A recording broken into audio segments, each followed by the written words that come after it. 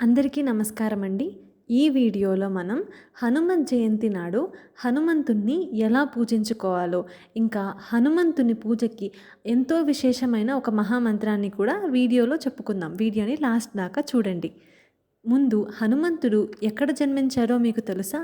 హనుమంతుడు చాలామంది అనుకుంటున్నట్టు ఉత్తర భారతదేశంలో జన్మించలేదు.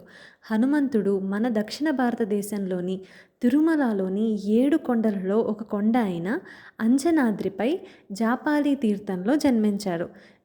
ఈసారి మీరు తిరుమలకి వెళ్ళినప్పుడు కనుక్కొని మరీ ఖచ్చితంగా వెళ్ళి చూడండి జాపాలి తీర్థాన్ని. ఇప్పుడు హనుమంత్ జయంతి నాడు హనుమంతునికి ఎలా పూజ చేయాలో చూద్దాం.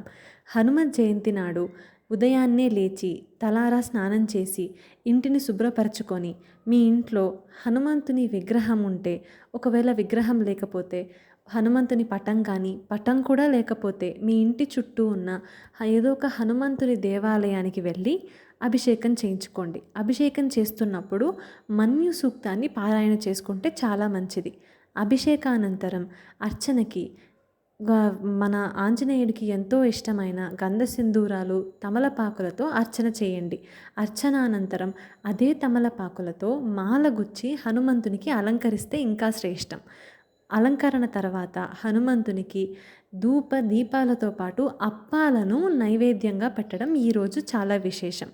దాని తర్వాత మీ శక్తి అనుసారం హనుమత్ జపం చేసుకోవచ్చు. హనుమాన్ చాలీసా కానీ, హనుమత్ ద్వాదశ నామావళి కానీ, హనుమత్ అష్టోత్తరం కానీ చేసుకోవచ్చు.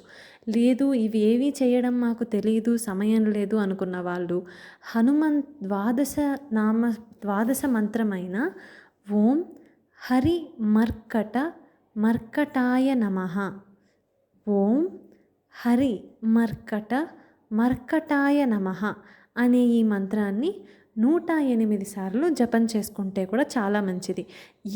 ఈ మంత్ర జపం చేసి పూర్వం ఒక కుష్ఠిరోగి 7 రోజుల్లో తన కుష్ఠి రోగాన్ని సంపూర్ణంగా పోగొట్టుకొని ఆరోగ్యవంతుడైన కథలు కూడా ఉన్నాయండి. అయితే ఇంత చేసి హనుమంత్ జయంతి నాడు ఈ ఒక్క ముఖ్యమైన విషయాన్ని మర్చిపోతే మాత్రం హనుమంతుడికి పరిపూర్ణ కృపా కటాక్షాలు మనకి దొరకవండి.